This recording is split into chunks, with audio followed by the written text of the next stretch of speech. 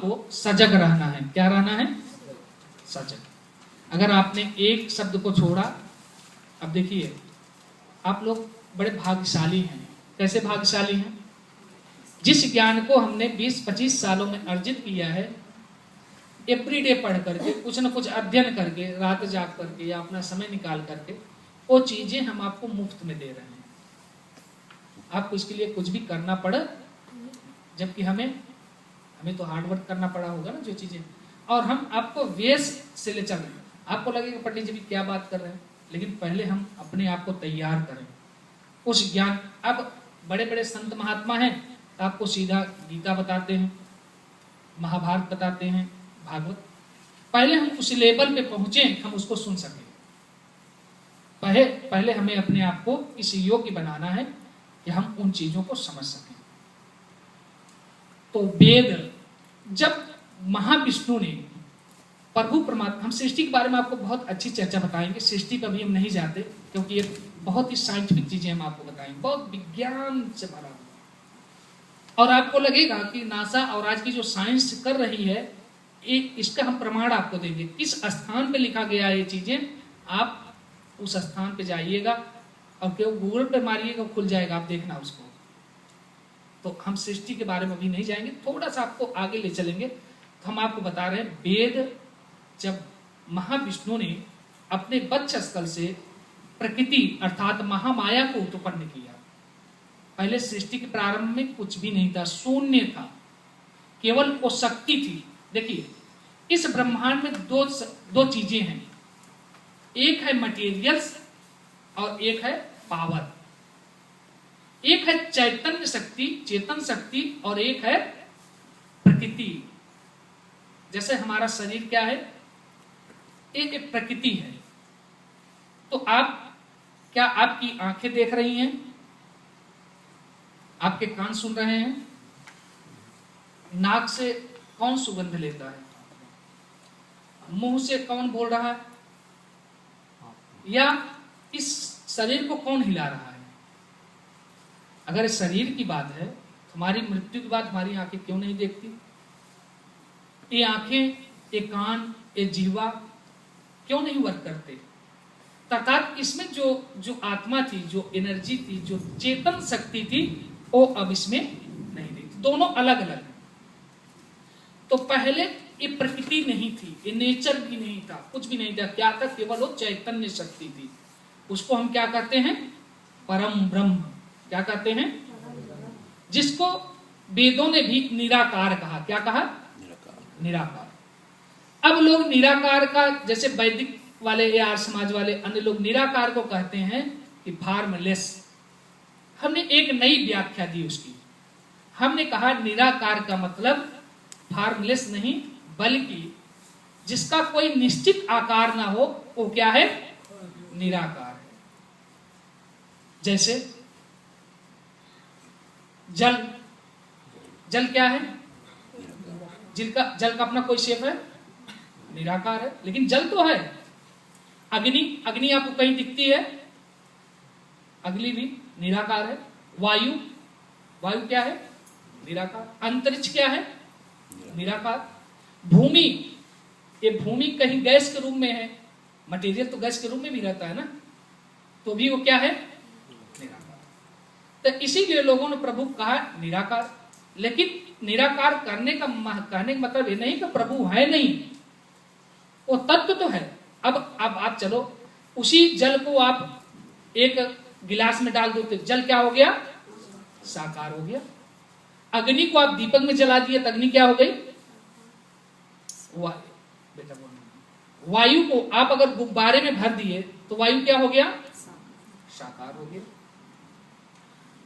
और जहां तक आप अंतरिक्ष को देखते हो, वो भी आपको एक आकार के स्वरूप में दिखाई देता, वो भी एक साकार स्वरूप है।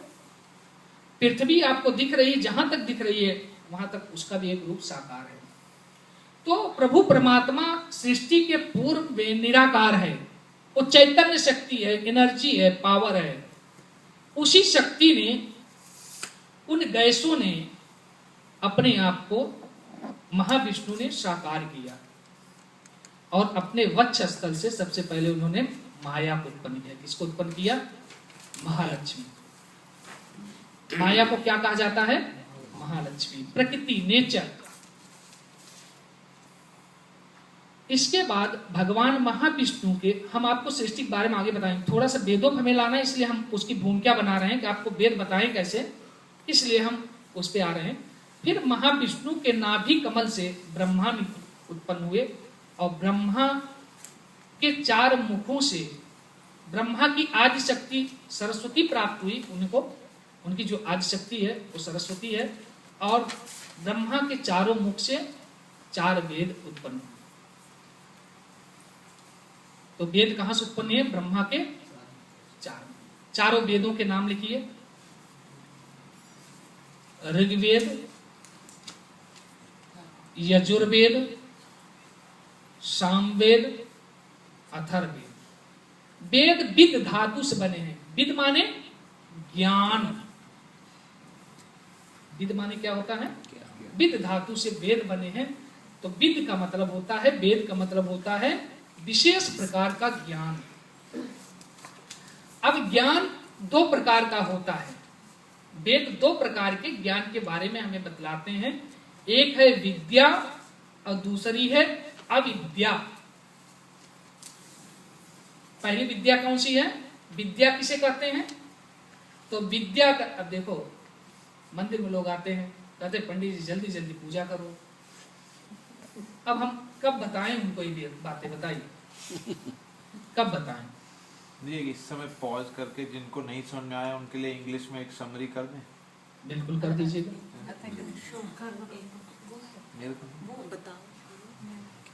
हमारे तो थोड़ा मैं इसको पूरा कर दूंगी तब समरी कर देंगे छोटा सा, ताकि उनको फिर अगला स्टेप भी समझ में आए। हमारे आलोक जी बहुत अच्छी है, संजीव जी, दीपा जी, जो भी जिनको जो भी बता सकते हैं, सुपर्णा जी हैं। तो हम आपको बता रहे हैं वेद ब्रह्मा के 4 मुख से उत्पन्न हुए। लेकिन सृष्टि के प्रारंभ में 3 वेदों को मान्यता मिली थी। कितने वेदों को? 3। कौन कौन वेद थे वो? ऋग्वेद, सामवेद और यजुर्वेद।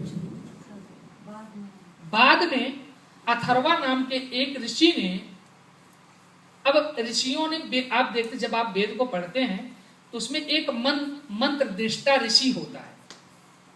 अब लोग क्या भूल समझकर बैठते हैं इस मंत्र को उस ऋषि ने लिखा है। नहीं, मंत्र कहते किसे हैं? तो मनः इति त्रायते इति मंत्रः। मंत्र किसे कहते हैं? जो आपके इस मन को तार दे, जो मन के आपका कल्याण करे, उसे मंत्र कहते हैं। अच्छा बताइए, आपका स्वामी कौन? आपके इस शरीर आत्मा का स्वामी कौन है? मन। एक एग्जाम्पल देते हैं। भगवान कृष्ण ने अर्जुन से कहा, गीता से एक एग्जाम्पल है, हे अर्जुन तुम उठो, उत्तिष्ठ, हे अर्जुन तुम उठो और धर्म युद्ध कर। तो अर्जुन कहता है प्रभु मेरा मन बहुत विचलित हो रहा है, मैं युद्ध नहीं कर सकता। तो भगवान कहते हे अर्जुन तू मन को नियंत्रित कर। तो पूछता प्रभु अच्छा आप चलो मन का डेफिनेशन दो कोई, मन किसे कहते हैं? हम सब लोग मन की बातें करते हैं, लेकिन एक लाइन में आप बताइए मन किसे कहते हैं? कोई भी जो भी आप बोलिए, सब सही। इच्छा। देखिए आप जब बोलेंगे ना तो मैं ये चीजें कलेक्ट करूंगा, मेरा ज्ञान और बढ़ेगा। हम भी तो ऐसे ही सीखते हैं ना, आपसे ही सीखते हैं। यहाँ जो लोग बैठे हैं सब क्रीमी लेयर लोग हैं, ये कोई साधारण लोग नहीं है। यहाँ सब डॉक्टर हैं, इंजीनियर हैं, बिजनेसमैन हैं। तो आप सब लोग जरूरी नहीं मैं आपसे यहाँ बैठा हूँ तो आपसे मैं बुद्धिमान हो गया। हमारा ये विषय है, हमारा ये सब्जेक्ट है, इसलिए हमें इसमें ज्यादा महारत हासिल है। लेकिन अगर आलोक जी केमिस्ट्री के बारे में जानते हैं तो मुझे नहीं पता। जब वो केमिस्ट्री के बारे में बोलेंगे तो मैं ऐसे ही बैठा रहूंगा। हर किसी का एक अपना लेवल होता है ना, क्योंकि मैं पूरा जीवन इसी में निकाल रहा हूँ तो चीजें मुझे ज्यादा पता है। संजीव जी बिजनेस की बातें करेंगे तो मुझे नहीं समझ में आएगी। दीपा जी कैसे अपने कंपनी को मैनेज करती हैं, मुझे नहीं पता चलेगा। अनीश जी कैसे, तो आपका अपना लेवल है। आप नीचे बैठे हो इसका मतलब नहीं कि आप कोई मूर्ख हो, आप सभी लोग क्रीमी लेयर लोग हैं। क्योंकि धर्म सबका विषय है। धर्म क्या है? सबका विषय, हम सबका है धर्म। इसलिए ये चीजें हम सबको जानना अनिवार्य है। तो वेद हम आपको बतला रहे थे किस विषय पे? मन। एक लाइन में अगर आपको ये कहना पड़े मन है क्या, देखिए सब मन की बातें करते हैं, तो मन है क्या? जो आपके दिमाग की आकर्षण शक्ति है उसको मन कहते हैं। देखिए सब लोगों की कितनी अच्छी बात, कितने डेफिनेशन आपने दिए। मैं अभी तक एक जानता था, आपने कम से कम 10 बनाए। तो ये 10 ऐड हुए कि नहीं हुए? तो मन एक शब्द में अगर कहा जाए तो जो आपके शब्द को एक वाक्य बना दे उसे मन कहते हैं। जो आपके एक शब्द को पूरा वाक्य बना दे, जैसे पूजा, आपके मन में क्या आया? पूजा कैसे करनी है, किस प्रकार से करनी है, किसके द्वारा करनी है, उसके लिए जो पूरी योजना तैयार कर दे वो कौन है? पंडित।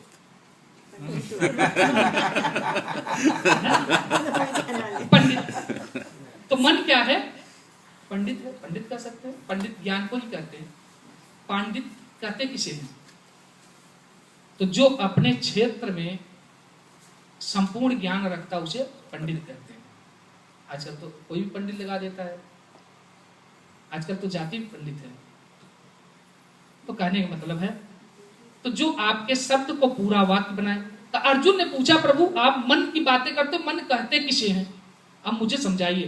तो मैं आपको एग्जाम्पल दे, बहुत बहुत बहुत बढ़िया चीज है, आपको मन का डेफिनेशन आज मिल जाएगा।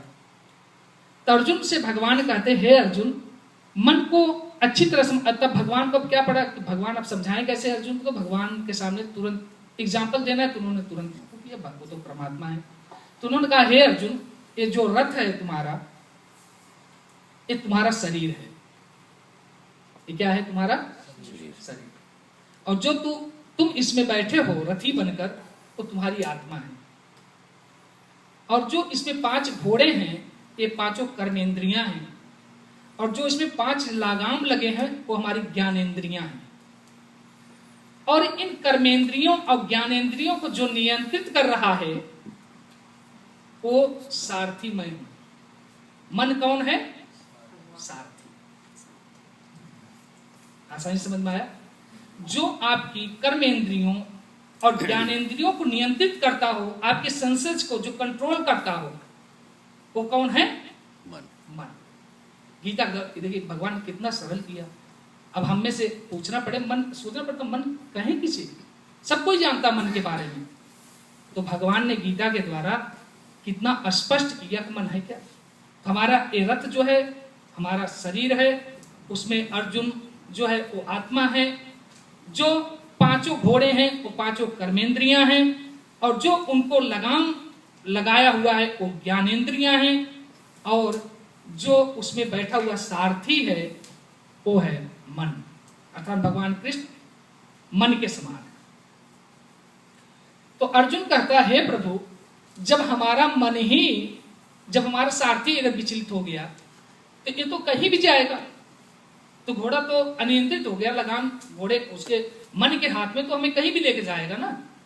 तो कंट्रोल कैसे होगा प्रभु? अब देखिए भगवान ने कहा मन को हम कंट्रोल करते हैं किसके द्वारा? बुद्धि के द्वारा। किसके द्वारा? बुद्धि। मन को कौन कंट्रोल करती है? अच्छा कोई भी बताए बुद्धि को अच्छा बनाने के लिए सबसे अच्छा मंत्र कौन सा है? सभी जानते हैं, गायत्री मंत्र। गायत्री मंत्र। गायत्री मंत्र किसके लिए है? बुद्धि के लिए। किसके लिए? बुद्धि। अच्छा गायत्री मंत्र का अर्थ क्या है? गायत्री मंत्र ओम भूर्भुवः स्वः तत्सवितुर्वरेण्यं भर्गो देवस्य धीमहि धियो यो नः प्रचोदयात्। इस मंत्र की क्या मीनिंग है? देखिए निरुक्त कहते हैं निरुक्त एक